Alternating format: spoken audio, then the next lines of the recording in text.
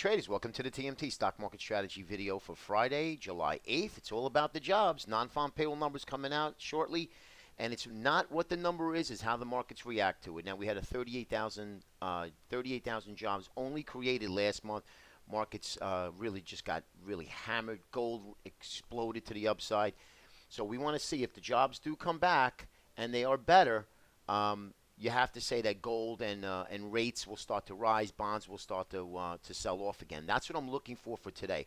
No indicators today. It's going to be real quick, real brief, because news does trump the charts. Just want to show you where we were yesterday. Basically an inside day from the previous day. We did get a little bit of a sell-off early, and then at the end of the day, we actually recovered a lot of that loss. So that's positive for the bulls. Remember, markets are made to fool the masses.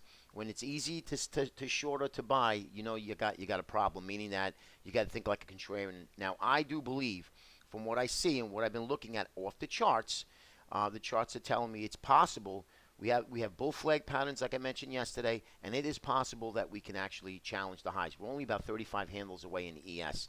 So that is possible. But again, it's going to be all about the job numbers. If the job numbers come out great, better than expected, and I can't see how they cannot beat 38,000 jobs. I mean, if we get below 38,000 jobs, honestly, guys, I think all bets are off to the upside. You could probably easily call a top in the next several days of confirmation that that price is moving lower, because it's going to be a free-for-all. I think the markets will really sell off hard. Gold will explode again.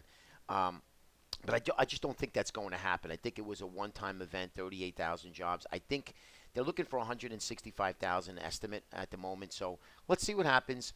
Let's let the market digest. And again, it's 8:30 Eastern time, so you're going to have at least a good hour when the market opens. Give it an extra 15 minutes before you look to do anything, okay? Spiders inside day here. We do have that bull flag that I mentioned, and you can see here that bull flag did break out, okay, and held.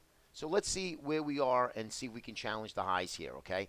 Again, really not much to talk about. All I can show you here on this SPY 30-minute chart, energy is building in a Bollinger Band. So wait for the move either direction before you look to do anything.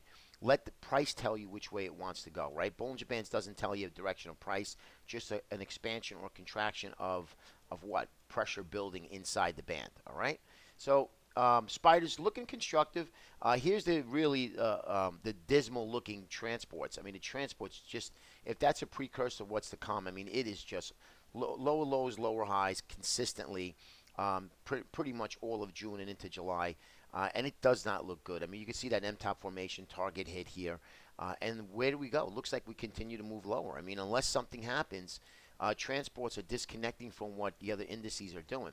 Russell 2000, we do have a bull flag here. We are outside of it, but we got a nice long-legged doji, and we're sitting right on top of the 20 and above the 50 and, of course, above the 200.